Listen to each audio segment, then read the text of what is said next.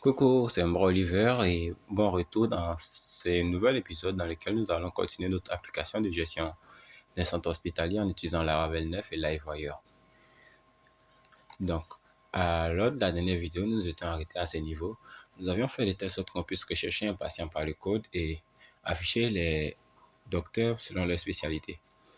Et ici, le HIP, ce que j'ai remarqué, c'est que supposons que nous avons plusieurs docteurs enregistrés, vous voyez que là, si on choisit la spécialité, je vais prendre l'exemple de choisir la spécialité du dos, au niveau de cette liste déroulante, on a tout un tas de docteurs qui affichent et si on a vraiment un système qui est vraiment très grand, où nous avons des centaines, des dizaines, des milliers de docteurs, il va falloir donner une possibilité pour qu'on puisse filtrer ces docteurs-là.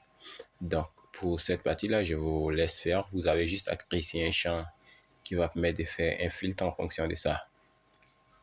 Et ce qu'on va faire aujourd'hui, on va juste s'attaquer à... On va faire notre possible, on va faire l'insertion de la base de données. Donc, pour faire cette insertion-là, on va aller au niveau de Livewire. On va juste aller juste avant la méthode render, on va créer une nouvelle fonction que nous allons appeler store qui va permettre de sauvegarder le patient. Le nom, plutôt la date du rendez-vous. Et si vous retenez dans les anciens modèles que nous avons fait, vous allez voir que au niveau du patient store, on avait déjà créé la méthode store qui avait déjà une manière de valider et tout ça. Donc, on va juste copier tout ça, fermer le code ici et venir le coller au niveau du store. Et au niveau de ce deuxième store là, je vais lui dire que cette fois, je veux avoir la date du patient qui sera requise. Ensuite, je veux que je veux aussi que le code patient soit requis. Donc ici, ça sera code et je vais regarder là, c'est patient code.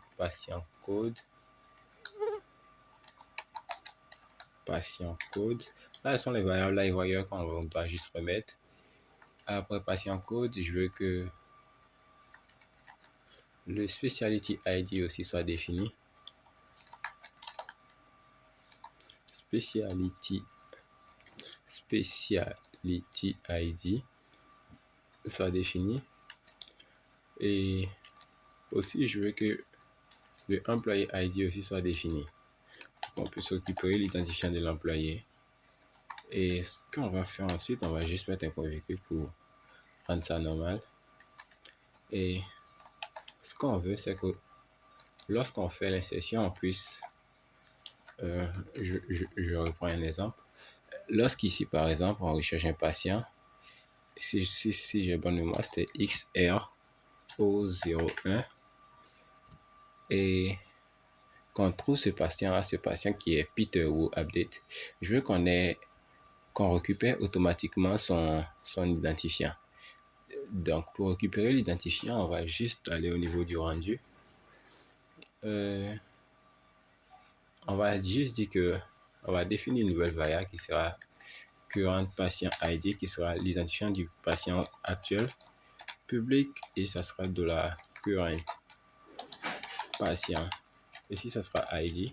Ça sera l'identifiant du patient qui sera trouvé lorsqu'on va faire la recherche. Et ici, on va venir dire que le current patient ID est égal à le QID, puisque c'était par là qu'on retrouvait le patient. Et cette fois, c'est le QID. Ensuite, on va juste aller au niveau des conditions et on va ici dire qu'on veut que le current patient ID soit lui aussi requis. Donc, une fois que cela est fait, on va encore lui dire que ici, on veut que tu appelles le modèle appointment. Et ici, on va mettre deux points create. Tu vas appeler la méthode create. En l'intérieur, on va mettre un tableau, on va lui définir les champs qu'il doit créer. Et ce que je vais faire au niveau de la date, je vais juste ajouter une autre condition qui est date. Et tout ce qui est integer, je vais juste mettre un require. Et ici, je vais mettre integer, qu'on puisse prendre des nombres entiers. Et ici, au niveau de la date, je vais indiquer la date, c'est la date de la vis date. Je vais juste dupliquer ça plusieurs fois. Allez faire un tour au niveau de la base et donner pour voir à quoi ressemble la table.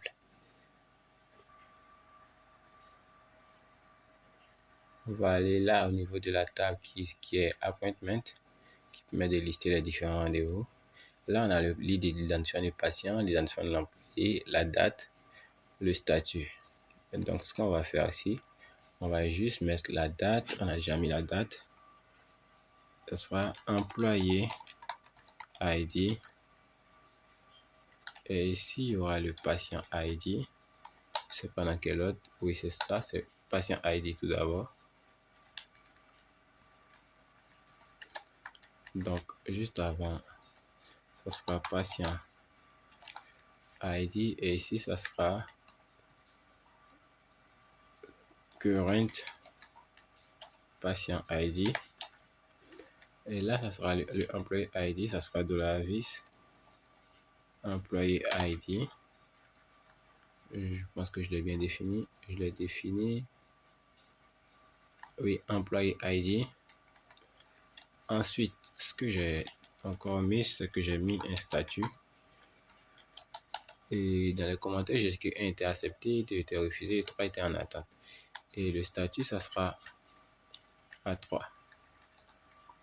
Pour dire que la demande est en attente. Et une fois que cela est fait, on va juste supprimer le reste. Et on va lui dire que une fois que cela est créé, tu retournes sur la vue appointment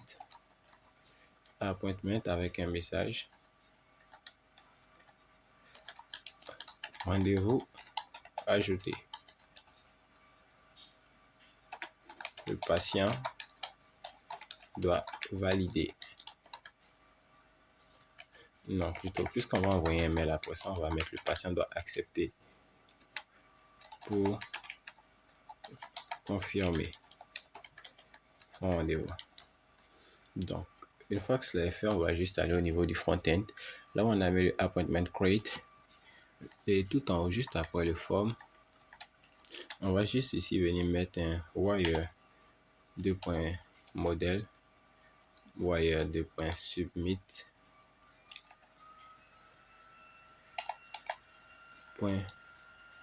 .prevent. Et on va lui dire que c'est égal à la méthode store.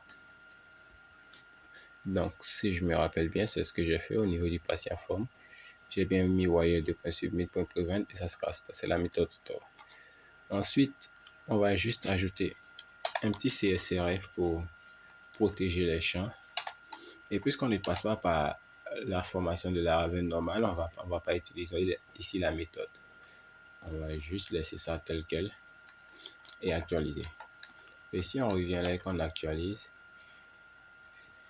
et qu'ici je mets le code du patient XR001 et qui me retrouve le patient Peter Wu Update. Si je choisis par exemple une date de rendez-vous qui est fixée le 17 et je choisis la spécialité du docteur qui est la spécialité du dos, et là je choisis le docteur Mose Cronin et si je clique maintenant sur enregistrer le rendez-vous,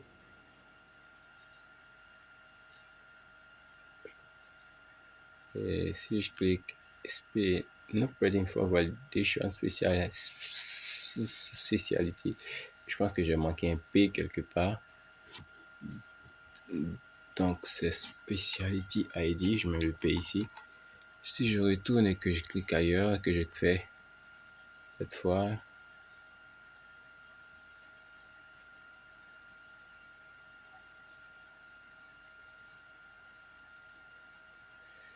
il ne me sélectionne rien. Pourquoi?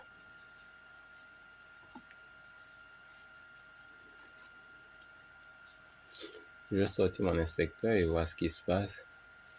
Là, si je clique sur enregistrer rendez-vous au niveau du network, je clique, genre appointment create qui s'affiche bien. Au niveau du appointment create, voyons voir le bouton qui est déjà de type submit.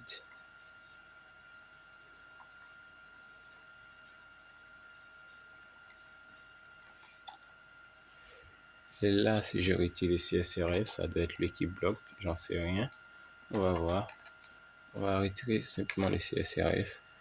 Et je vais juste ici mettre le code du patient qui est XR001. Je choisis une date de rendez-vous qui est le 8. Je choisis une spécialité qui est celle du dos et je choisis le docteur au hasard et cliquer sur enregistrer le rendez-vous. Là, j'ai pris mon appointment.create. Le date field is required. Là, il me dit que le champ date est requis. Oui, c'est au niveau de la date. J'avais pas mis le wire model pour le lier. Donc ici, je vais juste venir là et faire un coup de wire de point modèle et je vais le lier à la table à la variable date. Donc si je fais, c'est que je réactualise la page. Le code du patient c'est XR001. La date de rendez-vous, on va la prendre pour le 17.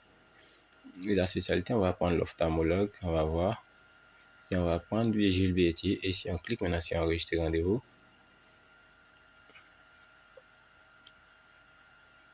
ici on a bien, on dit le patient code must be a valid email address. Le patient code must be a valid email address. Je sens que j'ai foutu le bordel. Là, le patient code, j'ai mis email, c'est juste une chaîne de caractères. On peut carrément enlever le string, ça ne change rien.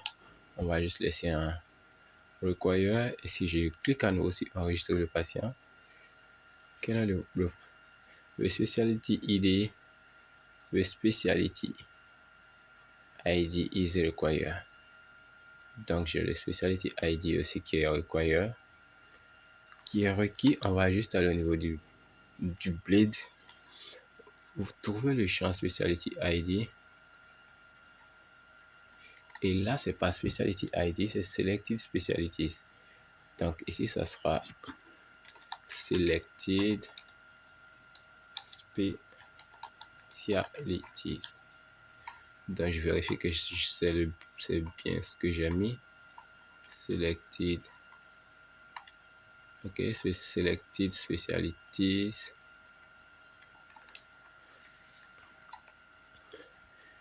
Et si je clique à nouveau, on va finir par y arriver. The employee ID field is required. The employee ID field is required. Là, puisque je n'ai pas lié ça à une variable, je pense que là, c'est pas important. Je vais le retirer. Oui, je vais le retirer carrément. Et si j'essaie ça encore une fois, que je clique maintenant sur rendez-vous, là, j'ai bien une erreur qui dit Add date to fill property allow mass assignment. On va aller au niveau de du modèle appointment. On va faire un clic droit et venir autoriser l'assignation de masse. Donc, on va faire un protected $graded et on va dire qu'il n'y a aucun champ protégé que tu peux insérer là où tu as envie.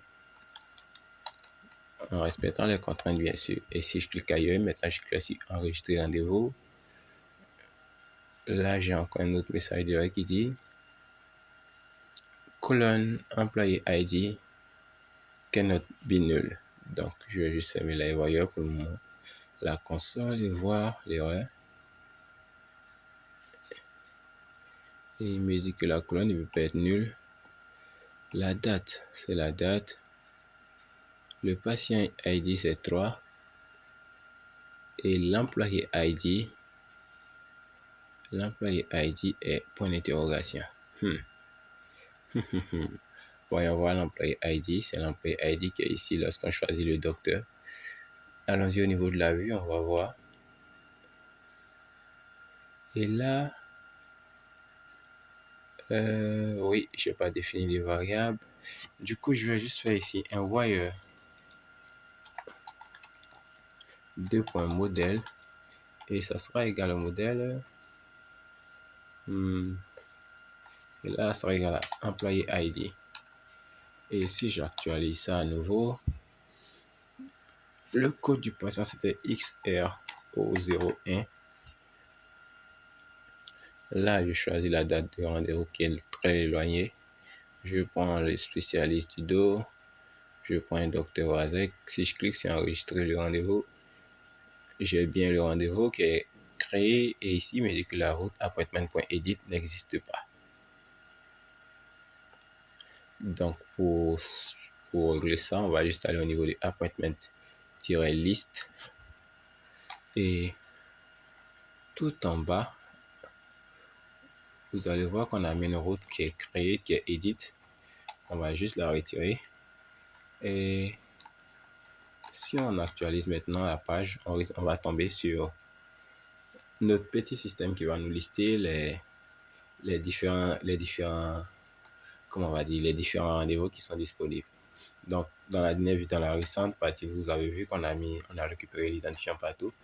Et dans celle-ci, on va vouloir récupérer vraiment tous les champs. Donc, pour la récupération, on va juste changer les champs qui doivent être affichés. Ici, à la place de name, ça sera patient.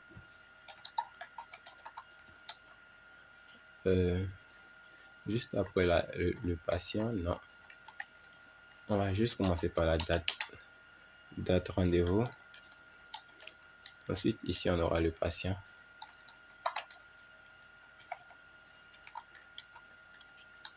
Ici, on aura la spécialité. Non, on aura le docteur d'abord. Là, on aura la spécialité. Et là, on aura ici le statut. Et peut-être encore en bas, on aura un dernier champ qui sera l'action. Parce que là, on ne va pas modifier. On va juste supprimer au cas où il y a quelque chose. Donc, on aura la date du rendez-vous, le nom du patient, docteur, la spécialité, le statut et l'action. OK. Donc, pour récupérer tout ça, vu qu'on faut récupérer tout en partant du modèle appointment, il faut qu'on puisse définir ici des relations en utilisant Eloquent. Et ici, on va dire que un rendez-vous concerne un ou plusieurs, un unique patient, mais plusieurs patients peuvent avoir différents rendez-vous. Donc, ce qu'on va faire ici, on va dire que rendez-vous as many. On va dire que le rendez-vous a plusieurs. Et ici, la relation, ça sera la toute première, ça sera as many. Et ça sera patient.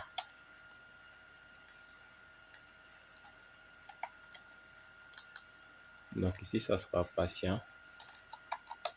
Deux points classe.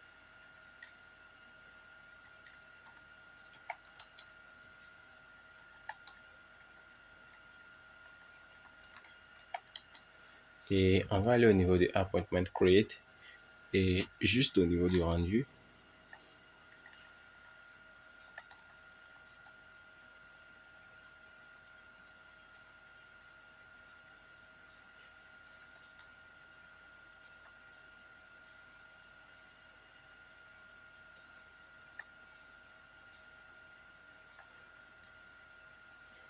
non, on va pas aller au niveau du create, on va aller au niveau de appointment list. C'est la liste qui liste tout. On va juste ici faire un dump and die de $vis appointment pour voir ce qu'on récupère qu'on utilise le appointment. Donc ici, je vais mettre un point virgule. Et là, si j'actualise, je vais tomber sur mon écran noir du dump and die. Là, j'ai le array. Si je déroule, je vais voir que je n'ai pas de relation.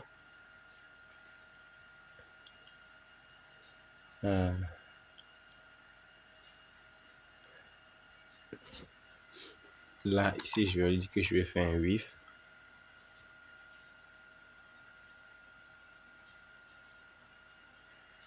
Ici, je vais créer une variable que je vais appeler $relation. Ou alors, tout simplement faire ici. La première relation sera celle qui est définie au niveau de appointment model. Au niveau du modèle, donc je vais juste fermer le create. Et le modèle appointment, la première relation, c'est patient. Je vais d'abord l'ouvrir. Et je vais lui dire que je vais récupérer avec le patient. Avec cette relation patient. Et une fois qu'on utilise un with, on doit utiliser ici un get pour récupérer.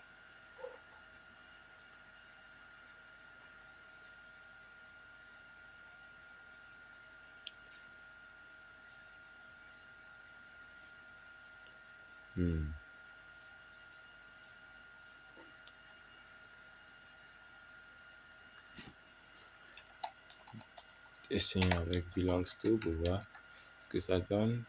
Si on utilise belongs to, là on va dérouler ça, Au niveau des relations, on a bien la relation, mais pour le moment elle est nulle. On va aller au niveau des patients.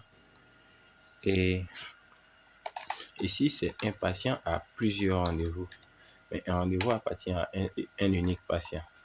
Donc ici on va mettre as many, et là ça sera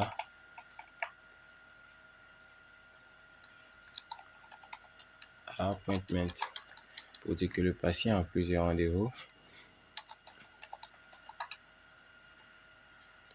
Et là on va prendre appointment tout simplement. Venez supprimer ça. Maintenant si on actualise, je pense qu'on va avoir quelque chose.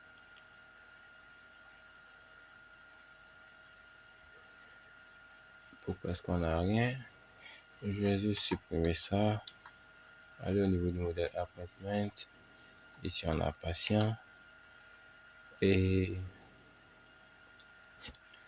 le code c'était patient ID.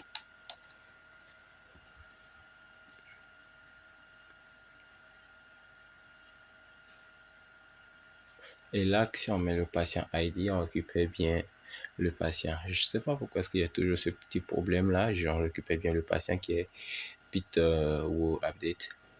Donc, on va d'abord commencer par afficher le patient. Et ce même tralala que nous avons fait, on va lui faire la même chose pour l'employé. On va dire ici c'est pas avec le patient, cette fois ça sera avec le doctors. Et ici ça sera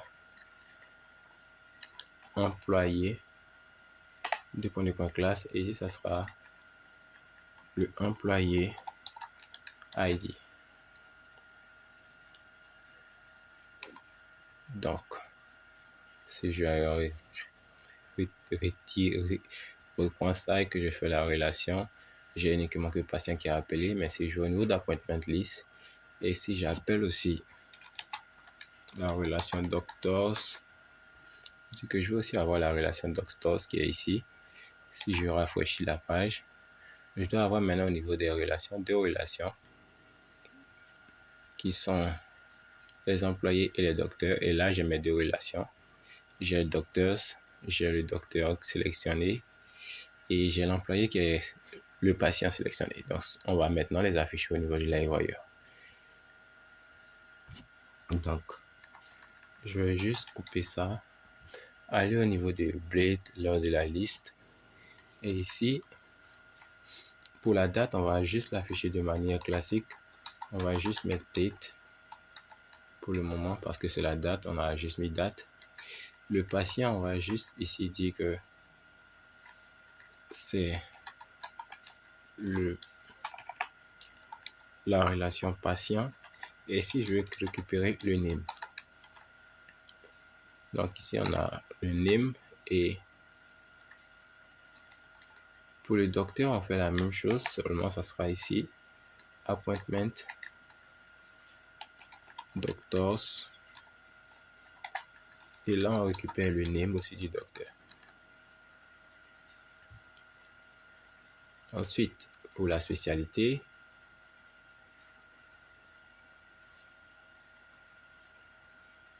on sait qu'un docteur a déjà une seule spécialité, donc on peut se servir de ça pour le faire. On va juste retourner au niveau des appointments, aller au niveau des employés. Et au niveau du modèle employé,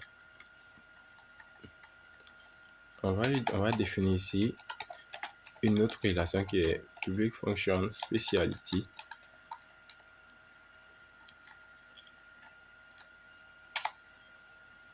Et ici, ça sera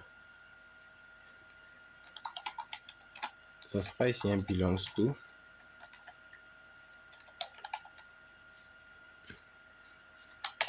Ici, ça sera un belongs to.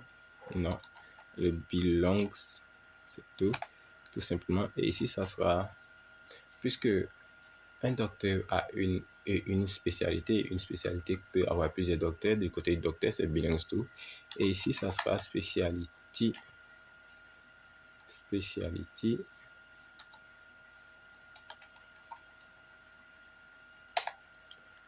Ici, ça sera la classe. On va mettre la classe. Et ici, c'est Specialty ID. On va juste fermer ça. Et là, c'est Return et non Return. Specialty ID. Et au niveau des Specialties, on va juste ici venir aussi lui dire, là, on va juste ici lui dire que une spécialité a plusieurs docteurs. Tout simplement plusieurs employés. Et ici, on va juste supprimer le as many. On va juste enregistrer que le comment, ça sera ici, ça sera employé tout simplement. Et là, on n'a pas de clé étrangère, donc on va supprimer tout le reste. Et maintenant, si on regarde là, au niveau du employé, on a cette relation qui est Specialties et on va l'utiliser pour afficher la spécialité. Donc, on va au niveau de la liste. Là où, là où on doit afficher la spécialité, on va juste ici mettre, puisque d'abord on récupère d'abord le docteur ici. Ensuite, on appelle la spécialité. Ensuite, on appelle le champ que l'on désire. Donc, si je fais que j'actualise, j'ai bien la spécialité qui apparaît. Et la spécialité, c'est la spécialité du dos. Ensuite, pour le statut, on va lui dire que on va juste faire un autre TD. On va dupliquer celui-là. Et quitte à mettre un span, tout simplement retirer tout ça. Tout ça. On va juste retirer tout ça. Et on va juste venir faire ici un if.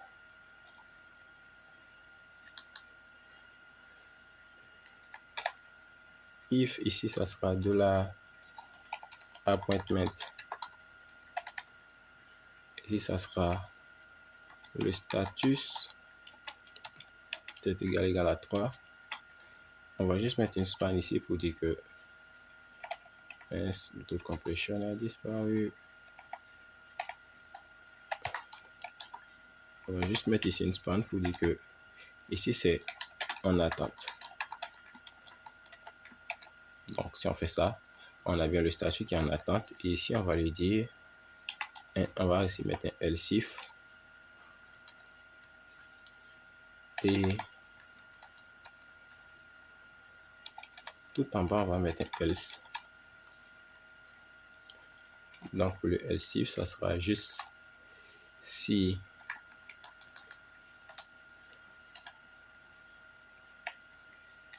cette fois c'est égal à 2. On va voir au niveau de la base de données. Alors c'est refusé. Si c'est égal à 2, alors on met juste une span ici.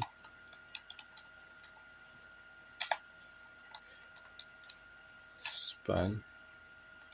Et ici on va dire que c'est refusé. Et juste en bas encore, dans ce cas contraire, ça sera accepté. Donc si on fait ça et qu'on actualise, on a bien tout qui apparaît normalement. Et au lieu d'avoir le gros bouton Delete qui apparaît, je vais juste retirer Delete. Je vais juste mettre ici une classe ifa.fa.trash. OK. Et là, j'ai bien ma poubelle qui va apparaître. Mais je sais pas pourquoi est-ce qu'elle n'apparaît pas.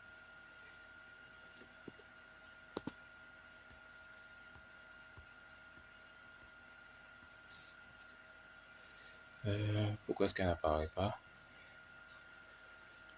Bref, vous avez réussi à lister vos différents rendez-vous. Dans la prochaine vidéo, on va voir comment est-ce qu'on peut filtrer les rendez-vous. Ciao!